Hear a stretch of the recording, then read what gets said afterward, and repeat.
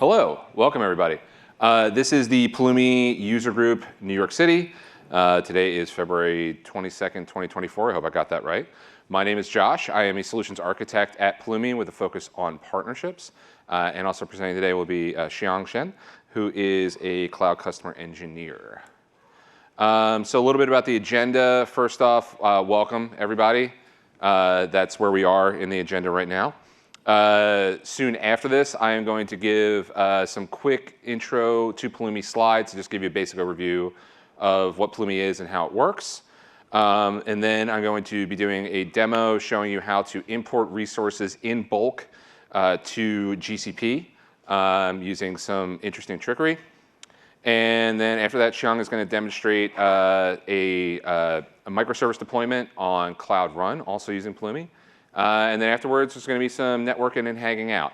If at any point anybody has a question, just raise your hand or yell at me. Either one's fine, and I will do my best to answer it. Also, I have a personal agenda. This is not like part of the company thing. Please, please, please take as much of the swag as you want. On the way out, there is a table as you walk out to the left. It's got Pulumi stuff on it. The more you take, the less I have to take home on Amtrak. So I really, really would appreciate that if folks grab some swag. Okay, so about Pulumi. What is Pulumi? So Pulumi is an infrastructure as code tool, and there are two aspects of it that are what makes it kind of distinct in the landscape. The first is that it allows you to define your resources in general purpose programming languages, and multiple general purpose programming languages, and I will go over that complete list in the next slide. And then also that you can manage resources in any cloud.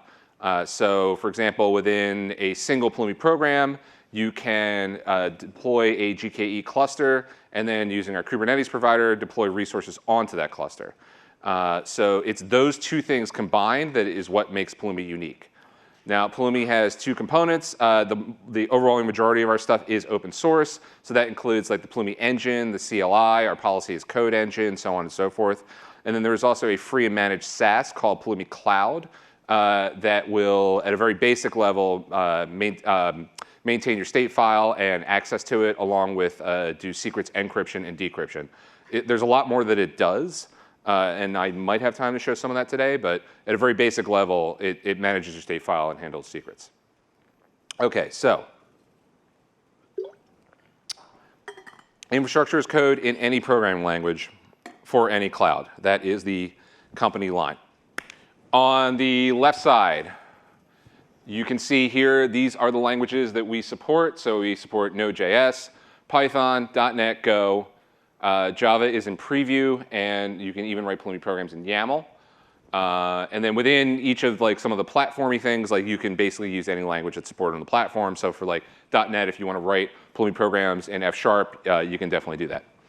Now, because Pulumi programs are general purpose, they're just regular old, let's say, Node programs. That means that you can use Pulumi in your tooling of choice, your IDE of choice. You don't need to install any special tooling or plugins or anything like that. A Pulumi program in Node is just a regular old Node program. Now, because they're also regular old, whatever language of choice programs, that means that you can also share and consume code in those ecosystems, whether that's Pulumi code or other libraries. So for example, if you were writing a Pulumi program, you wanted to grab some information over HTTP, you're writing a Pulumi program in Python, you can just import requests into your Pulumi program and use requests just as you would normally. It also means that you can share Pulumi code through whatever the package manager is for your preferred language. So if you are writing Pulumi programs in NPM, you can share that code with just, if you're writing Pulumi programs in Node, you can share that code just using NPM. So that covers the left-hand side of the slide. That's the language part.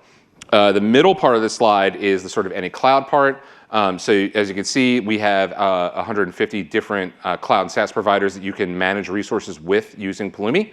That includes, of course, all the major hyperscalers.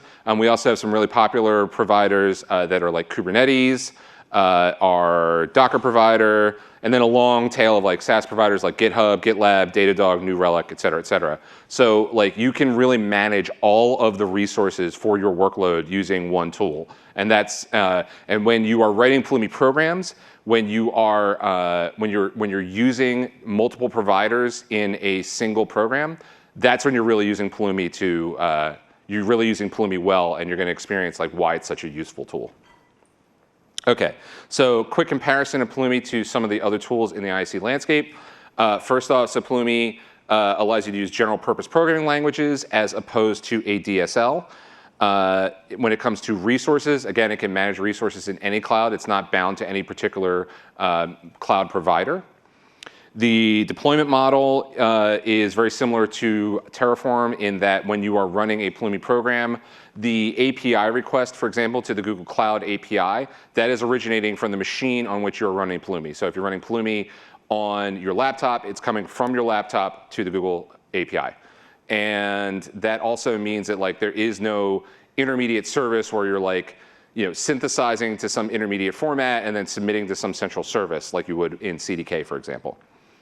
And then the other thing that kind of makes Pulumi distinct is its secrets handling. So you can set configuration values and if you mark them as secret, Pulumi will only store the ciphertext in your configuration file. So you can safely commit that file to Git and you don't have to worry about leaking secrets. Likewise, within your state file, we know which values are secrets. So that includes, for example, if you were provisioning a SQL cluster in Google Cloud, we know that generated master password, that is a secret, and we will store only the ciphertext in your state file. So you don't need to worry about if your state file became public that you would also leak secrets. A little bit about Pulumi's program model. At the top level in Lavender, you have a project. Your project is kind of like your top level construct. It's not really that much more than a container. So there's not that much to say about it. But within your program, this is where the action happens. Within your program, you are going to define resources. An example of a resource would be like a Google storage bucket. Resources have inputs and they have outputs. These are like distinct types. So in TypeScript, this would be like Pulumi.input of string or Pulumi.output of string. Inputs are values that you supply. Outputs are values that are only known after your resource has been provisioned. And so when you write your Pulumi program, you're going to have one resource's output is very frequently going to become the input of another resource. So we might define, say, a VPC as one resource, and then we're going to define some subnets within that VPC. And so the VPC ID output would become the input of the network resource. And so what's going on behind the scenes is Pulumi's keeping track of what depends on what. Inputs and outputs, by the way, work very much like promises in JavaScript with a little bit of extra tracking information. And so what's happening behind the scenes is Pulumi's keeping track of what needs to be done in what order, and it will figure out the order in which things need to be done. So it's really important to understand that even though you are using imperative programming languages, Pulumi is a declarative tool. You only need to say what the desired end state is of your resources, and then Pulumi will get to that point. And it does that. I'll explain how it does that in the next slide. So that covers the program part. On the right-hand side of the slide, we have stacks. Stacks are essentially copies of your Pulumi program. Each stack has its own associated configuration. So a common example of stacks, let's say you are spinning up Kubernetes clusters in a dev environment and a prod environment.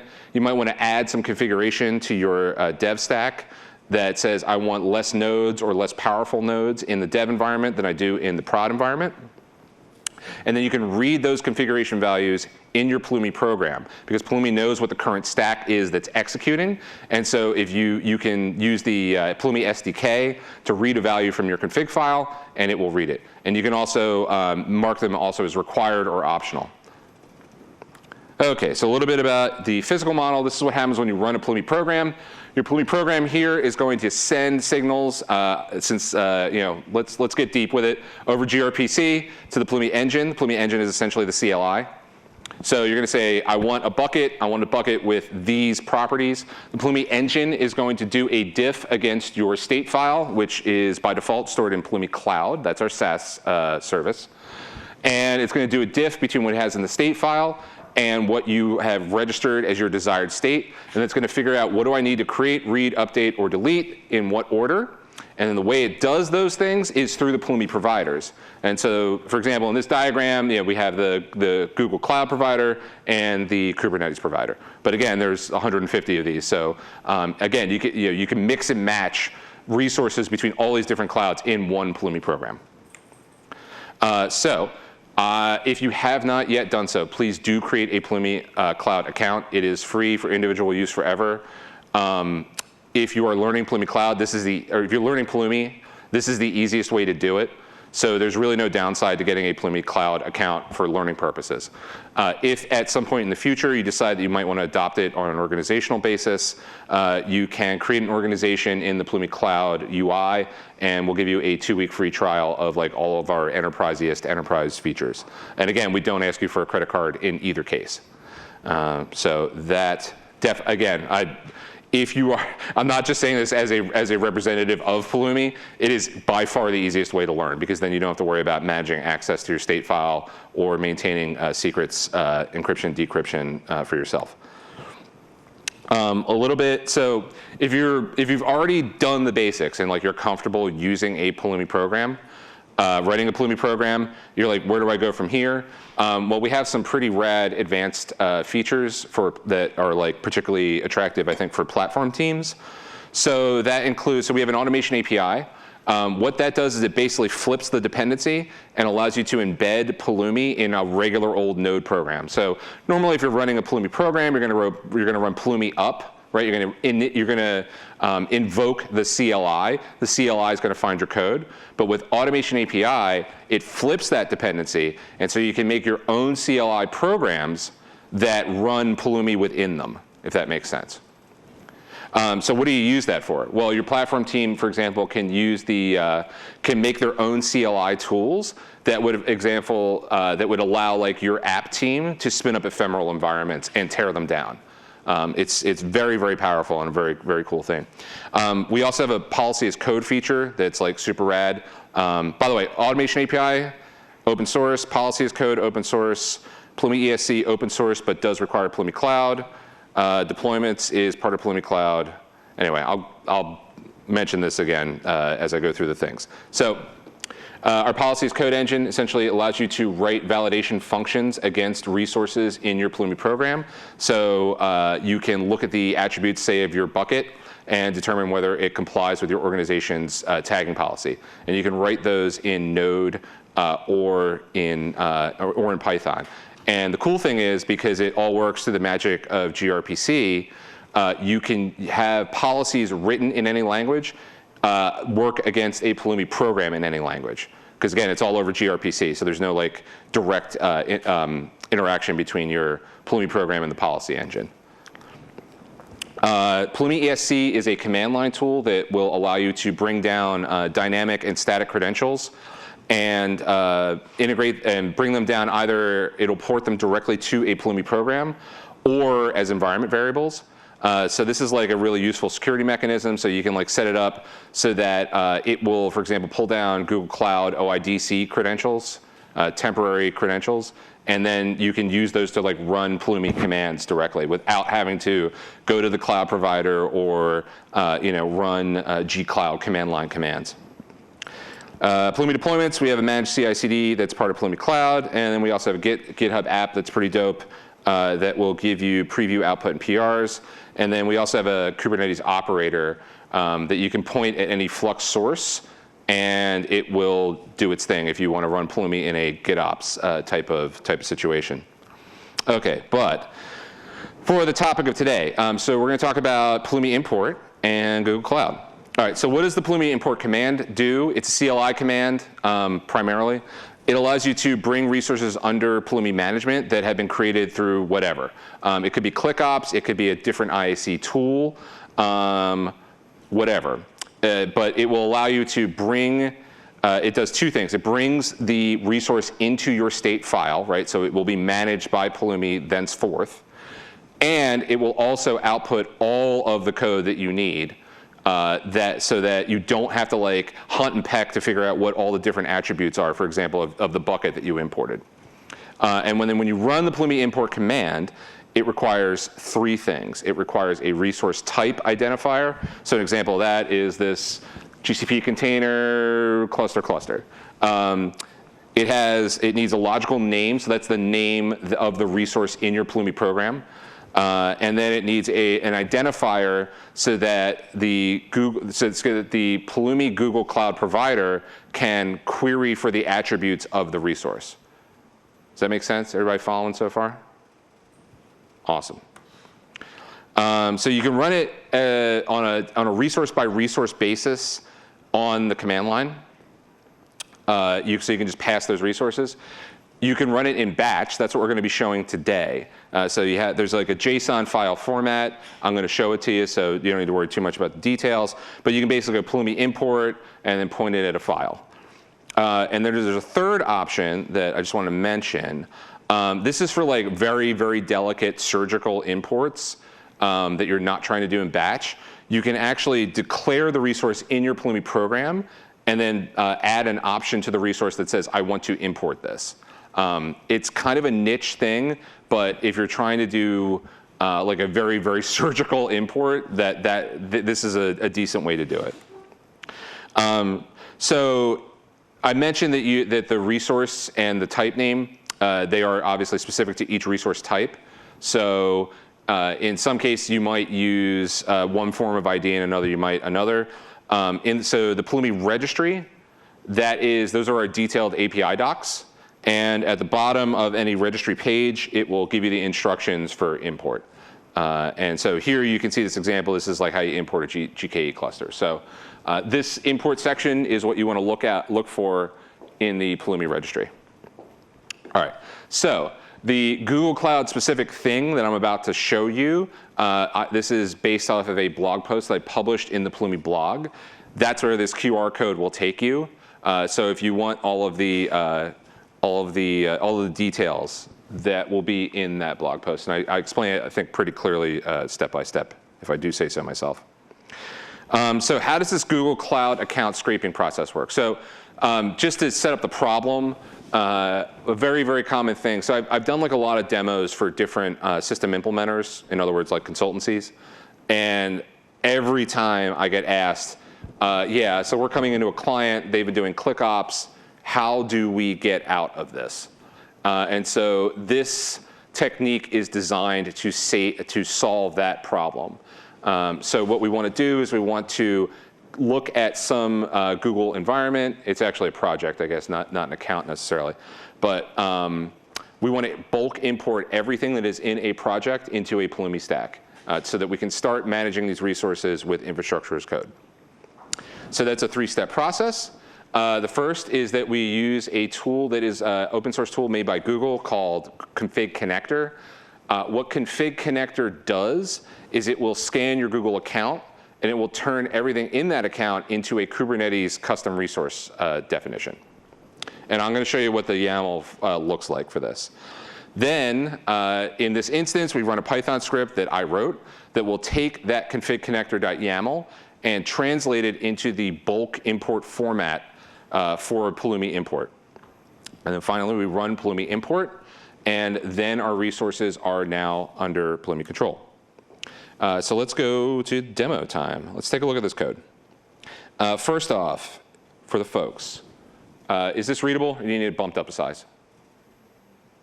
One more? We're good? Everybody can see? Awesome. OK. So let's take a look at this.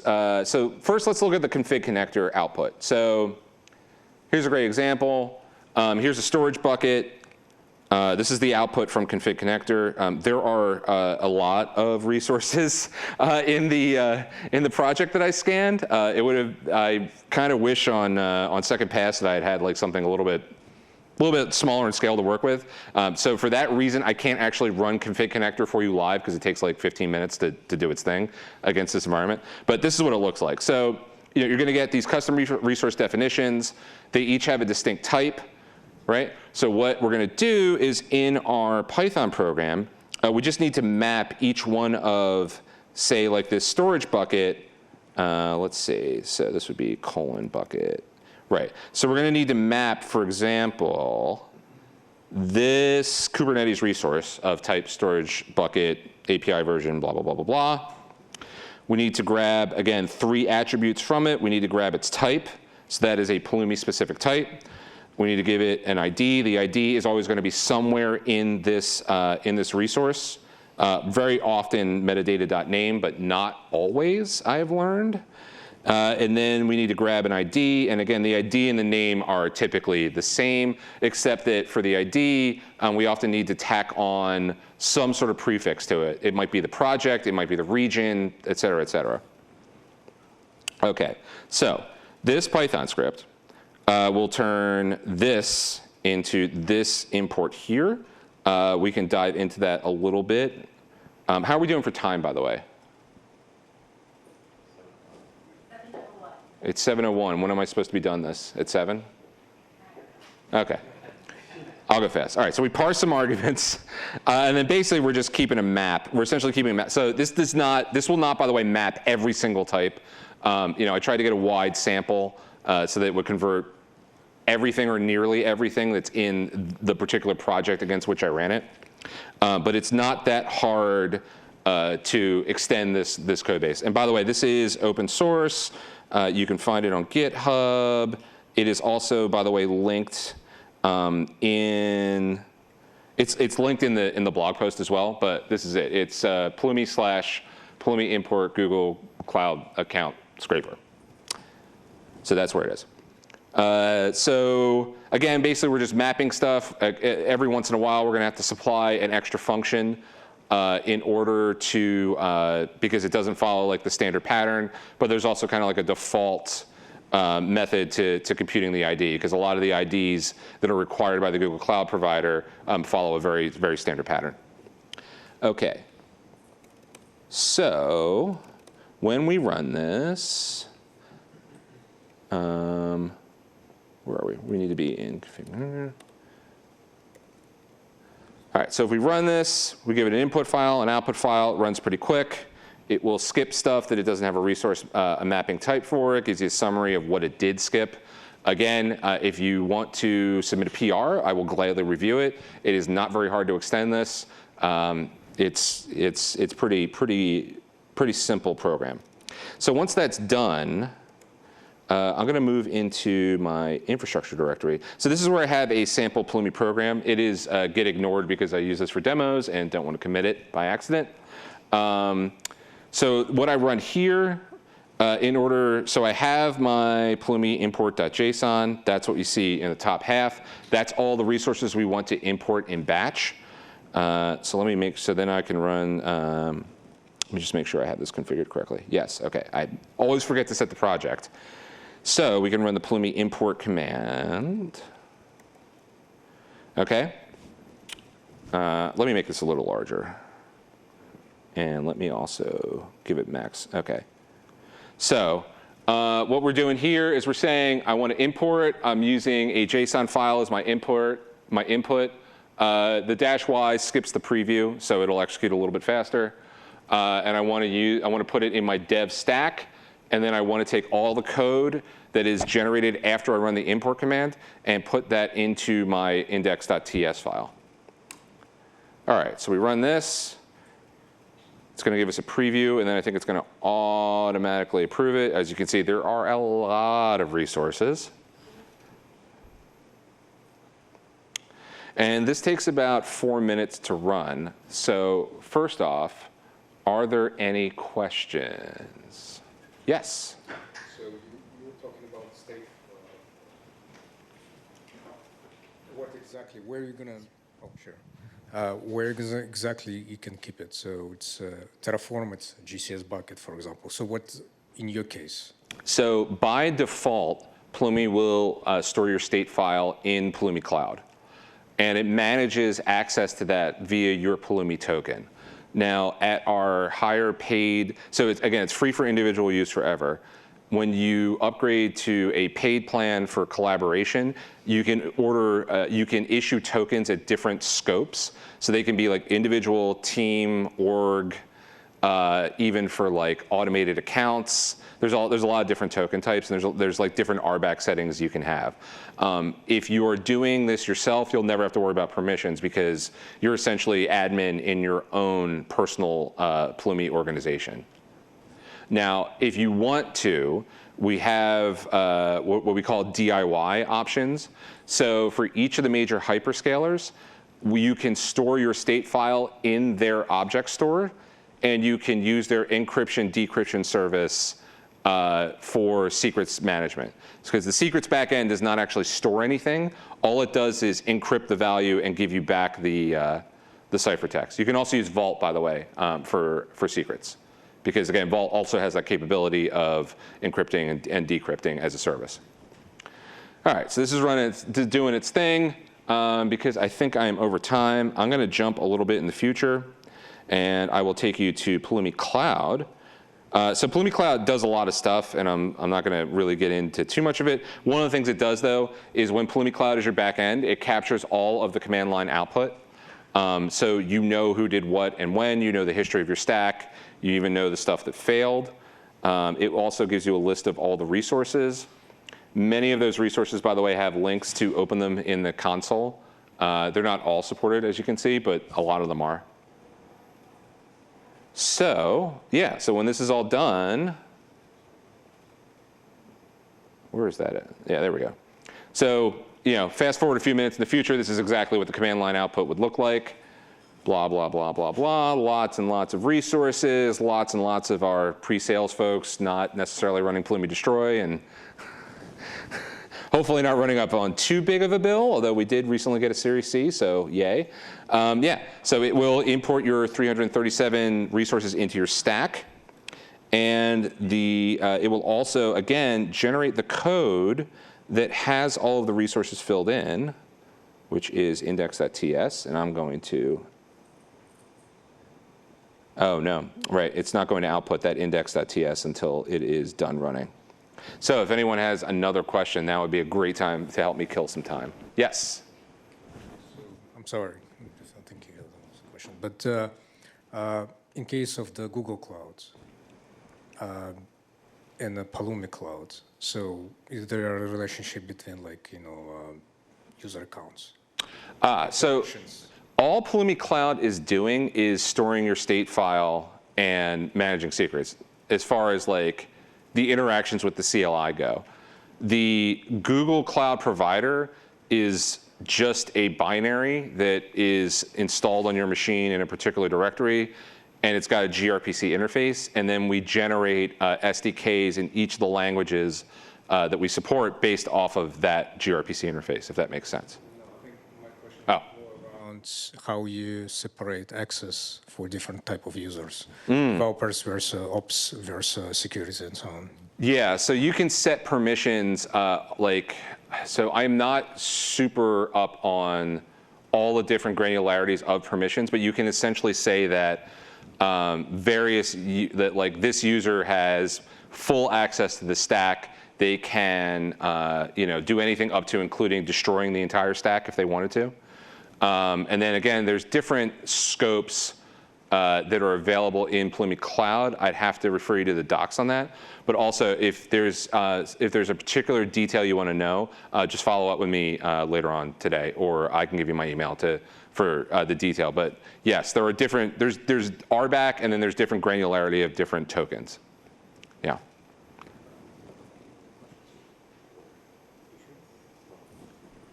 Yes. So why were you using Kubernetes custom resource definitions to map the Pulumi types to Google Cloud types? Is it just because it makes it easier to do that mapping, or what made you think? That's a great question. So the reason that config connector is actually maintained by Google Cloud, and it happened to be particularly useful in that it is a tool that will get you every resource in the project, and it is, to my knowledge, and I would not bet the farm on this, but it's the only way of doing that I know of. And so otherwise I would have to use the Google Cloud, I'd have to either call G Cloud from the command line, or I'd have to get some way of getting a list of what are all of the resources in my account. If there is a better way to do that, by the way, I am all ears. Awesome, great. Yeah, so basically it's like, but you can use the same technique like no matter how you are getting all of the resources in your environment. It's still like I've done a similar thing for another cloud that is run by an e-commerce company whose name I won't mention. But using that technique, I had to like I had to write a custom query for each resource type. I had to be like, get me all the VPCs, get me all the subnets, et cetera, et cetera, et cetera. This is actually way easier. And by the way, so this is what the output looks like. So like an artifact registry repository. Again, it's going to come down with all the resources filled in. And then we also, by default, protect it from deletion. So each Pulumi resource has 3 parameters. The first one, this is the logical name. So the combination of logical name and type has to be unique within any given stack. Then it's a bunch of resource-specific properties. And again, right, so all I did was hit Control Space. So you get the usual IntelliSense that you would expect, no special tooling. And then the third argument these are a bunch of resource options. And one of them is to protect them from deletion. So if I ran Pulumi destroy on the stack, it would freak out because it would say, hey, these things are marked for protection. You cannot delete them. So for example, great example of where you probably want to use that protect flag, that protect resource option would be on your production database or anything else that you don't want to ever have deleted by accident. And there's a bunch of different options available in resource options. You can set like explicit dependencies if there's no implicit one between inputs and outputs. But I feel like I've gone over time. And I want to make sure I leave time for Xiang to present because his demo is pretty boss. So stick around, folks. Yeah, so thank you so much for your time. Really appreciate it. So my name is Xiang Shen. I am actually a cloud solutions architect. So I have coworkers here. I have a manager here, so I'm not a custom engineer. He will give me a hard time. So when you switch teams, okay. So yeah, so I think I need to work with Josh a bit more so we can get to know each other very. So maybe you should come to the resting area when you have time. I also have a deck. I'm not going to run out of slides because Josh covered a lot of them. So something I wanted to cover are some questions my customers always ask when we say, okay, when they get started on Google Cloud, right? So they say, okay, we want to automate. What kind of tools do we have? Or customers use Terraform. And in my area, because of the HQ of Amazon, we have a lot of AWS customers. So they are very familiar with the CloudFormation, with AWS CDK. So you guys, if you check out my LinkedIn, actually I worked there for 4 years. So I was a solutions architect in AWS. So when I was there, initially they only had CloudFormation, which is, I would say, pretty awful. Then they have because a lot of internal people don't like it. So they have this CDK, which is brilliant, I think. So I used to be a developer. So I really like using programming language to model my infrastructure. And I think very powerful. It's not only using a language, programming language, which you guys are probably familiar with if you are doing any software projects. The nice thing is you can actually have a much higher level of abstraction. So if you look at CloudFormation or Terraform, when you model the infrastructure, you have to say, oh, I have a VPC, I have a subnets. And a lot of times you have to specify the side blocks or the parameters. You have to have a very long, tedious type of cycle, keep repeating yourself. And of course, you can have modules. You can have different structures. And a lot of time, people just copy paste, like me, right? We're lazy, copy paste. And if you're using programming language, you can actually very nicely create packages. So in CDK, if you work with CDK, they have this level 1 construct. Basically, it's one-to-one map to their CloudFormation. Then they have this level 2 construct. basically allows you to create a package for an application or a bunch of resources as a group. So now you can have some opinionated way in your organization. Say, I want this VPC. It has this side block, but not too big, not too small. And then you have like a few subnets. Oh, okay. I'll get it back. So just keep talking. So it's Meetup. And then you can also like say, okay, I want to provision some serverless applications with some, I don't know, load balancer, right? Then some IAM like permissions. So you can group this together and package it, and then you can share it in your organization, right? So you can still override all those parameters, but if you don't want to, or you want to enforce, okay, I really don't want people change the permission or change the side block IP addresses, then people just use it. So it's a lot easier. So it's very powerful. That's how I like it. And in AWS, you can see they also share those like AWS construct. If you're now going to reinvent their conference, people just do CDK all the time. Similarly, I would say like Pulumi give us the same kind of power, right? So that's my like kind of like first point I want to make. So the other thing, this all covered. By the way, if you really like a config file or YAML style, Pulumi also now also have like a YAML kind of style. So if some people like background because they really like it, or they have already YAML experience, then you can do that. And then the other thing Josh already mentioned is like the different like paradigm, right? Imperative or declarative. So I have customers always ask, yeah, I understand if it's a YAML file, it's a Kubernetes like a manifest, it's declarative. But programming language, imperative, right? You have the for loops, you have all those this. So the second point I want to emphasize, just to repeat what Josh said, is like you use a programming language, but you really don't care how those resources are provisioned in our cloud or in any cloud, because the Pulumi, the backend, is maintain a state for you. So if you make anything change, they're not going to reprovision everything for you. They're just going to diff and find the differences and delete or provision new resource for you. So it's still declarative. So you're not to sort of like use SDK to say, okay, I want a VPC, give me this. And when the VPC is finished, give me a virtual machine inside the VPC.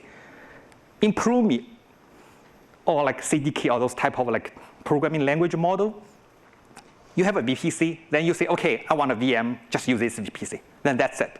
So the backend is going to figure out the dependencies.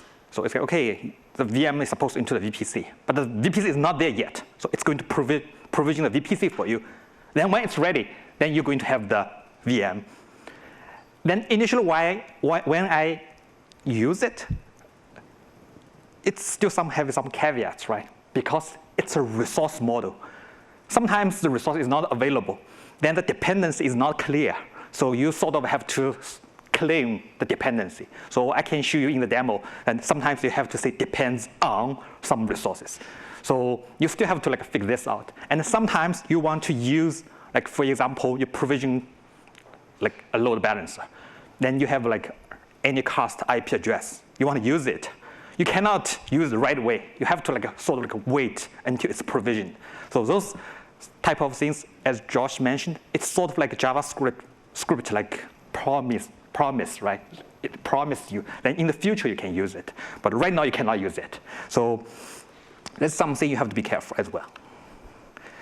Then the other thing I want to show you is the comparison about Terraform, because a lot of people ask me, what's the difference? So I'm already a Terraform user. I'm pretty happy why I should move to Pulumi, right? Or I want to use Pulumi, but what I'm supposed to do, or what are the differences? So of course, that's not official like Google Cloud message.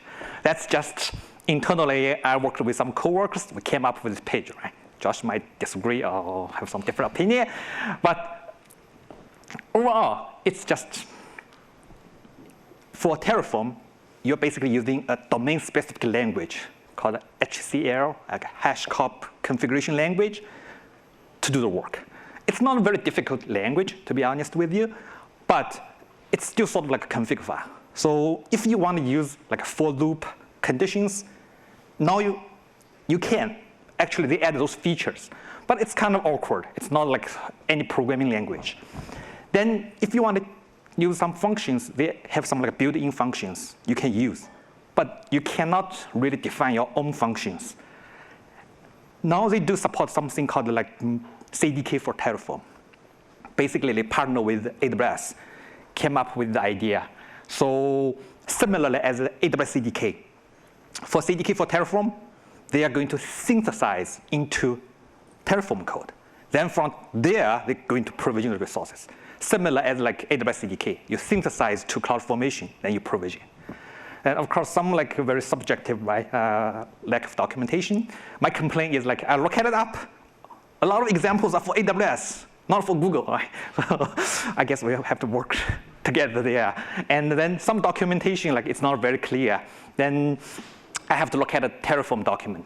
Because on Google Cloud, when you use Pulumi, most people actually use the Google provider. It's actually underneath, it's still Terraform, right, Josh? Yeah. If I say something wrong, just correct me. Yeah. What else? So yeah, Josh covered a lot of them. Actually, I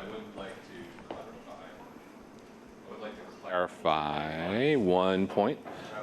So there are two types of providers in the Pulumi ecosystem. There are bridge providers. The majority of Pulumi providers are bridge providers. And they take a Terraform provider as an underlying dependency.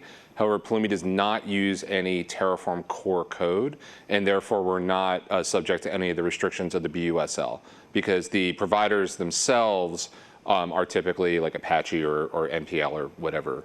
And Pulumi leverages the Terraform schema to do the individual CRUD operations. Those are bridge providers. And there's also native providers, like for example, our Kubernetes provider is a native provider. It's the first one we made. Because the Terraform Kubernetes provider is a little, if you ever use it. And by the way, I heard those types of complaints in the field long before I ever even knew what Pulumi was or started working for the company. So the native providers take an API spec upstream, and then we use that to do the CRUD operation. So like an open API spec or something like that.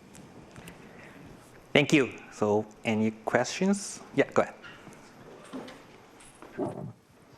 So on that note, Josh, question to you. I had some customers who really want to use alpha beta API calls, and then they have a problem with the Terraform, obviously, because the Google provider is not capable to catch up with those. So what I would do in this case with a Pulumi? That's a great If they have question. like, you know, Yeah. they want to like new features. I want to come new to this. I want to start using it. Yeah, so if there's a brand new resource that's not available in the upstream bridge provider. So by the way, Pulumi for releases of a provider for any of the major hyperscalers, I think our SLO is like 2 days or 2 business days or something like that to get the corresponding Pulumi provider out the door. But if there is something that's like brand new, you want to manage it using Pulumi, there's a lot of different options. You can use what's called the command provider, which functions a lot like null resource in Terraform. So you can supply, you can also, I believe, do what's called dynamic providers. But essentially you can, with the command provider, you can make a CLI command that does the create, read, update, or delete. And I believe with dynamic providers, you can define, I think, any code to do that create, retrieve, update, and delete. However, with dynamic providers, I believe that they are not supported in every language. I'm pretty sure they're not. They are definitely supported in TypeScript, though. Cool. Yeah, of course. All Go right. ahead. Josh, so in my case, we do a lot of cloud security foundations. It means we come and design, if you know how Google, it's organization, folders, projects, and so on. So, and there is a Google, you know, the Cloud Foundation toolkit, what we call. So we customize a little bit, but we use Terraform, obviously.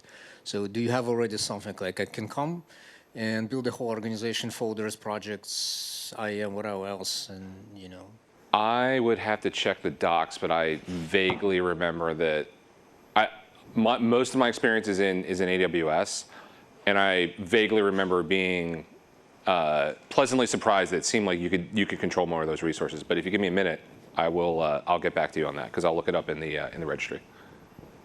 Yeah. All right. Thank you. Anybody else? Yeah, that's a slide just to repeat my point about the abstraction. So Pulumi do have this component resources, allows you to group together a bunch of resources, and also deploy like stacks. So that's that. Then again, that's the thing I mentioned that because it's async, then you cannot really just sort of like put the name over there in your stream. You have to sort of apply it. So that's the caveat. A lot of times I forgot, then just assume like I already have this declared, like the bucket name and the URL, I can use it. But if it's not provisioned, it's not there. So you have to use a workaround here applied. So it's well documented. It's just something if you get started, so sometimes you tend to forget. So I think that's the slides I want to play. So any other questions? All right, so I'm going to give you a demo. So demo is about microservices. So that's a fork from our demo application called Online Boutique. It has different names. So basically it's a microservice kind of retail type of application. So it's just like e-commerce. Initially, it was developed for Kubernetes. So that's the architecture here. Make it bigger for you. So purposely, we have those different microservices from different programming language, like Python, Java, Golang. And then we build container images and deploy on Kubernetes. Of course, we see containers are very portable, right? So we also have this serverless service called Cloud Run. We can run containers. So then give me this idea, like, can I just grab those images, run on Cloud Run? Because I'm a really big fan of serverless. So that's about my demo.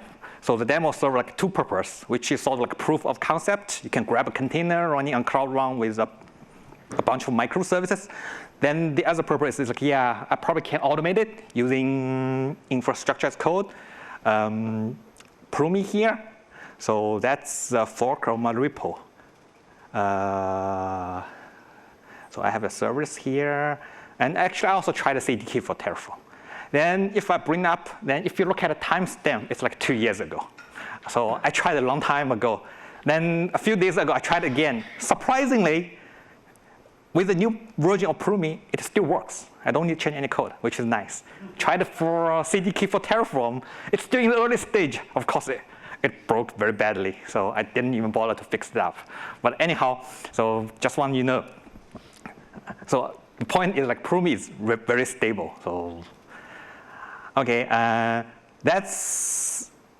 let me start to run demo because it takes a few minutes to provision all the resources. Then I will come back for the new architecture and some code.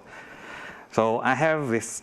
To have a clean start, I just want to follow the steps here and copy paste. So let me see. Okay, I already have the code here, already cloned. So I'm going to just, where am I? Already in Pulumi. So I'm going to just install the dependencies. So for this particular demo, I'm using TypeScript and just try to update Pulumi. You guys can see. Probably should bring it up. Is it free version?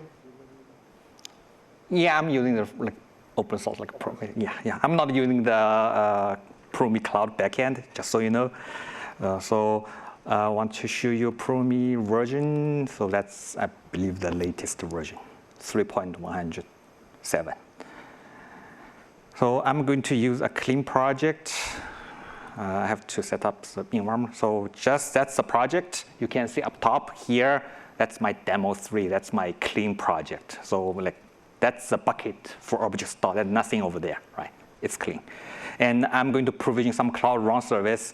Just want to see right now there's nothing. So we'll go back to my, here. So export to, that's my demo 3 project. So just try to authenticate to it. I already did, but just on the safe side.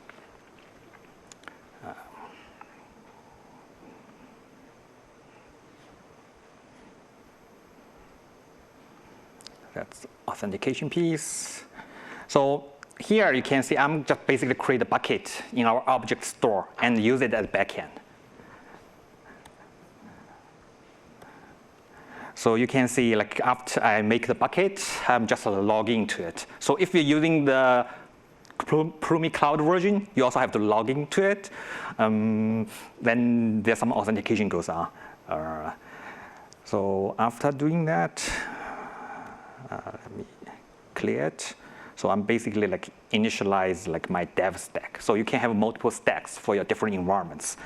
Then I also set up the GCP project. That's sort of a requirement for the Google Cloud. So here. So it asks you for secrets, sort of a parcel. Every time you wanted to provision or change something, you can have a secrets. I'm just getting, for the demo, I'm just getting lazy. I just like using like an empty one. So from here, I'm just going to provision it. Yeah, so ask me for the like secret. So then, because I use like a Y, like sort of automate, it didn't really like give me the preview and the stop there. So it's going to start the provision. Then you can see all the resources is going to provision here. A lot of them, right? So basically I'm creating a VPC, subnet, those type of things. So it will take a while, a few minutes. So let me just bring up the code here. Go back to the probably easier here. So as I mentioned, I'm not going to use a GKE. So how it works is for each container, I deploy to Cloud Run, which is our serverless service for containers. And I'm using an internal load balancer to distribute the traffic. The nice thing about internal load balancer is the traffic will be kept inside your VPC. Because when you deploy Cloud Run, it's actually in a different project managed by the product team. So it's actually in a different VPC. So you sort of have to set up the ingress, egress, the permissions allows the communication here. And I also need a data store. So I'm using Redis. I'm using the same data store as the GKE project. So they're using Redis. I'm also using Redis. They provision Redis, I believe, as a pod. But I'm using the managed service. I put it into the VPC. So I need we call a service VPC connector to make sure all the traffic is sort of like inside my VPC. Then the other thing right now is Cloud Run has like really doesn't have its internal like IP, like a determined IP or like a deterministic like name. They're working on it, but right now they don't. So that's how I use it, the internal load balance as different ways. Because from there, actually I can create with something called a URL map to the backend services. Then I can use the internal DNS zone, try to give you the different names from there. Then of course, I need to expose the service. So the front end, basically the web application piece, is exposed. Of course, I can put an external load balancer over there using HTTPS. But for the demo, I didn't do that. It takes an additional time. So I'm just expose the front end. So that's sort of the architecture. So I have some like legend over there to illustrate what's the traffic inside the VPC or external to the VPC. So any questions? Any like people really passionate about serverless want to ask a serverless question? Yeah. Why is there a need to use a load balancer in front of serverless? That's a good question. As I mentioned, if you don't have internal load balancer, right? So you either have to expose the Cloud Run service to public, so you can reference to it, and also you have to wait the Cloud Run service is available, because as I mentioned, if you don't provision it, you don't have the URL, you don't know that, right? And right now it's not deterministic, so you cannot say, okay, I'm going to deploy this service, then I'm going to have this name. This name is not available for you, and you cannot predict it right now. In the future, they actually can give you some names, like you can predict based upon some like parameters, like regions, zones, or like a service name. You can have like a URL. Then you can put it in your config file. My first try actually is like wait all the Cloud Run services ready, then I reference in the front end. But that takes time. I provision like 10 services. Then my last front end, I have to wait until they're all finished, then get the URL and put it into my config file and deploy the front end, right? The load balancer is easier because it has like an IP address I can provision, then I just use it. Or I can use a DNS name. So that's the main reason. Then I can deploy them like concurrently, like 10 services at the same time, which significantly like shorten the time. Does that answer your question? Yeah, that does. I was surprised by seeing a load balancer for a serverless function, but that does. Yeah, and it's pretty cheap. Yeah. So you're saying every time you do a Pulumi down or you delete all the resources and you redeploy the Cloud Run container, it's a new IP every single time you redeploy? Is that the reason why you needed the load balancer, or? No, it's not. So if your service name is the same, actually they keep the same URL for you. And even you have different revisions. So that's why sometimes the workaround is like you deploy like a hello world image first, like a very small, like a dumb like image, right? Like fake image. Then you can have the URL. Then from there, then you can deploy your own applications. Then you can keep the URL. So that's also like a workaround sometimes people use. So any other questions? So now I want to show you some code. So probably it's clear here, right? You guys can see. So of course, I shouldn't probably hard code a lot of things. I can put it into a config file, but for the demo purpose, I just like hard code the regions and some like services, like side blocks. So one thing I want to point out is I do have a choice I have to make initially, which is should I use the existing container images in the container registry because the GKE project already built them. Or I also have the source code available in the repository. Should I like build the image myself? So that's a nice thing about Pulumi, a programming language, right? I can have a parameter over there. I say, okay, if you say build the image from source, then I'm going to invoke Docker to build the image or cloud build, and then keep going from there. If by default, I'm not going to repeat myself, I am just going to go to the releases. There's a Kubernetes manifest, which has all the images for me, like the location, right? The tags. So I'm just going to grab them and deploy into my like Cloud Run. So that's a nice like if condition, right? So then the second thing I want to mention is like I have a bunch of like backend services. A lot of time, if you say I deploy them, like in the Cloud Run place, let me find that. So the internal service, when I deploy them, it's kind of like same structure, right? I want to deploy Cloud Run service. Then I specify the image. I specify the environments. Then the GKE microservice application is using gRPC. So I have to specify the ports and the protocol, H2C. That's gRPC, like HTTP2 kind of like a protocol over there. Then I have to annotate it, right? So using the VPC connector, like for example. Then all the internal service need this. So the other nice thing is I can put them into a loop. So I'm just going to loop it through. So I can create data structure here for all the services, like for example, the add service. So I have the path for my load balancer. Then I have the source location if I have to rebuild the image. Then I also can specify the environments, right? So for this particular demo, actually, we are able to enable like tracing or enable logging or those type of things for observability. So if I don't want them, I can disable them. So then I can use different ports. So that's a nice thing about using a programming language. Of course, I realize like in Terraform, you can do something similar, but it's more natural, right? You have I'm using TypeScript, so you can use a JSON. Then just loop through it.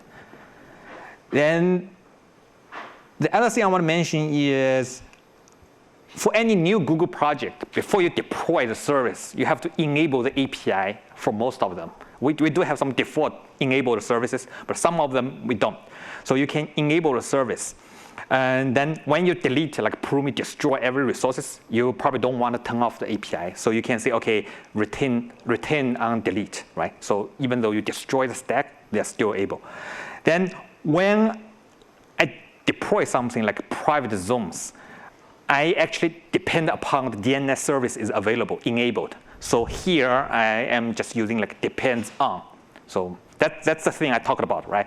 There's some dependencies already set up by Pulumi. It understands. And sometimes it's not obvious, or you want to have some guarantee, then you say, okay, I want to depend on this particular service. Then it will wait until the resource is available, then it will keep going, right? So that's a couple of things I want to mention. Then there's a bunch of code I'm not going to go through for you. So another thing is like for my load balancer, I have to have the URL map for different paths and services. So I basically use another structure, right? So I push them into a sort of a list. Then later on, I just use the list to create my load balancer. So that's also very nice. I guess. Then finally, I created the front end like service, right? For here, for the address, because I'm using the load balancer, actually I already provisioned the load balancer, so I can just use the load balancer address here. Then I can set up, like as I mentioned, the URL map for my load balancer. So that's pretty much it. Then finally, I can register all the DNS like in my private zone if I want to.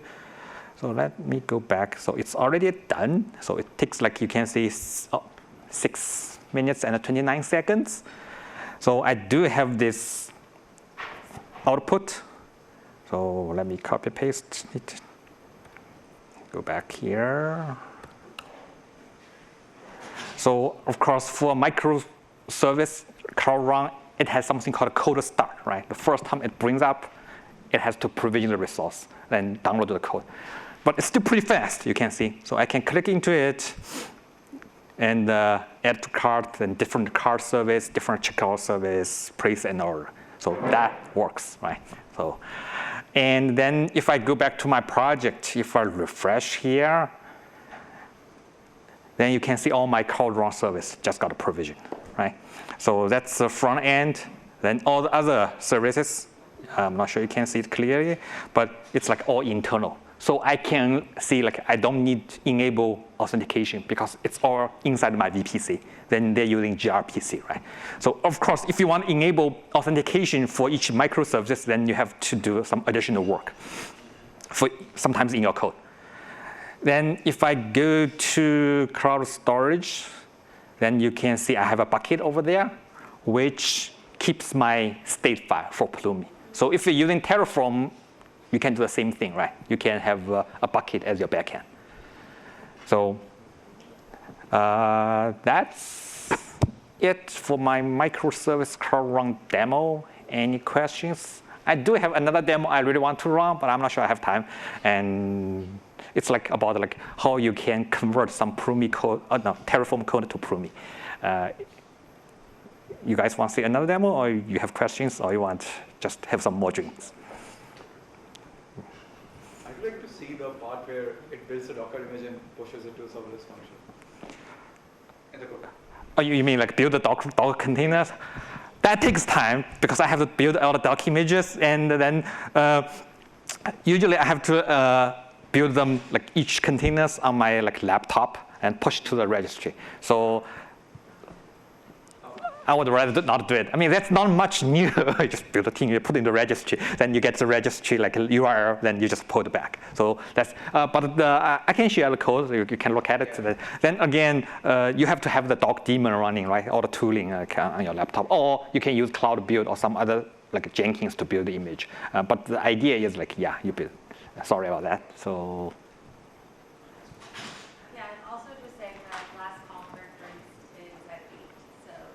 Okay, sorry. Okay. Okay, I guess I still have some time. I quickly show you the command to convert them, but I'm not. Then after the conversion, actually, it's not perfect, so I do have to fix some things to make it work. I guess I don't have time to walk you through like how to fix each thing, but I do have a working version, so I can do a comparison to see what needs to be changed. So the other one is I want to use is called like pick a daily. That's another service example we are currently using. If you Google it, then if you just Google like pick a daily, then you would find this GitHub like called serverless photo sharing workshop. So then they have a bunch of labs. So basically the idea would be like first lab, you upload the image to a bucket, then trigger event. The event is going to trigger a cloud function. The cloud function is going to call some like AI endpoint, then give you other labels for the image. So pretty straightforward. That's the first lab. So let me just do the first lab for you. So where am I? Okay, I have the Chrome repo, so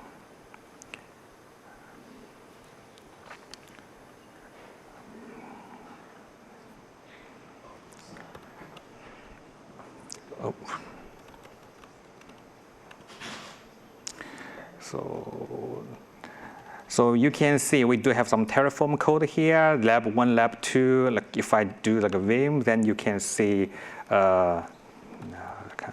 There's no syntax setup. So you can see like those are basically Terraform resources, like a bucket, right?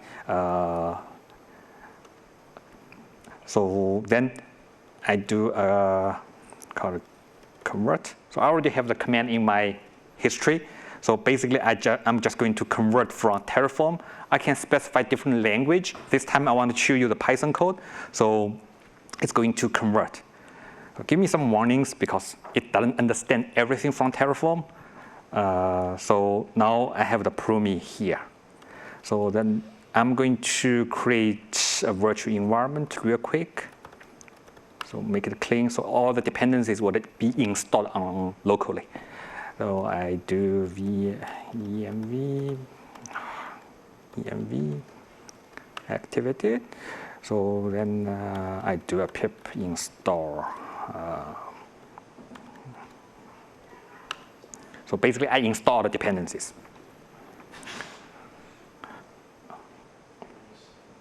So I do a code, and I'm going to show you. So here, that's the Terraform code. It does have the vars file, give you like 3 different variables. Then for the Pulumi code, the requirement, it actually figures out, make it bigger for you. So it needs the provider, GCP, so which is nice. So then if I look at the main file, it's really nice. Actually, pretty much give me a very nice Python code, right? So if you say, okay, like yeah, for like region, those type of things, then it also like defines here the default. So in the Python code, it correctly understands those things. It does have problems like toSet. This one is kind of like strange. Don't understand why this thing is here. Then if you look at Terraform, the version they used actually missed something. Like for example, give me like error over there, which saying, okay, you actually need to now define a location. Basically, it's a region. That's probably the new version of Terraform requires it. But here then, if you don't have it here, then you provision it, then it gives you error. So you have also define here. Then sometimes like it doesn't understand the path module from Terraform, so it just gives you the not implemented. So that's a little nice function here. If you run the code, it gives you like, oh, you are not implement. So that's the code. Then a few things I need to fix. So I'm not going to fix the code here right away for you. Basically, that's a working version. So let me point out what I changed. Of course, I changed the region because I'm in the US. I don't want to provision anything in Europe, right? So then I changed the bucket location here. Then here for the service, I basically just go through all the services they need to enable. So that's really simple like a loop. And then I want to show you one interesting thing here is that some kind of a weird thing about file store we're using. The reason being is when you use file store, you have to, there's a dependency on App Engine. Then you have to configure App Engine. If anybody works with App Engine, you know, you have to specify location. Once it's specified, you cannot actually change it or delete it. So when you provision it, gives you error like second time. So one thing nice is Pulumi, actually it's also from Terraform, does give you a resource option. So you can actually import the resource instead of provisioning it again. So I know my App Engine is already enabled. I already choose the location. Then I cannot redo it or do it again. Otherwise it gives me error. Then I can just import it. So that's something nice. Then I have to specify like a bucket location, which the Terraform is missed. So yeah, that's pretty much it. Then I also can change the runtime because Node.js 10 is really old. So that's something over there. I think I only have a few minutes left. I don't really have time to, yeah, I probably just wrap it. So any questions you guys have? Well, do you want to have a quick chat, grab a little drink, Yeah. and chat with people outside? Yes, everyone can chat outside. Yeah, chat outside. Again, thanks for coming. Yeah, really appreciate it. Thank you. Yeah.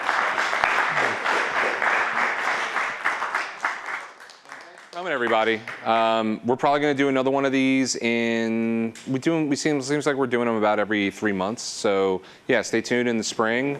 Join the Meetup group, and we'll let you know when we're hosting our next event.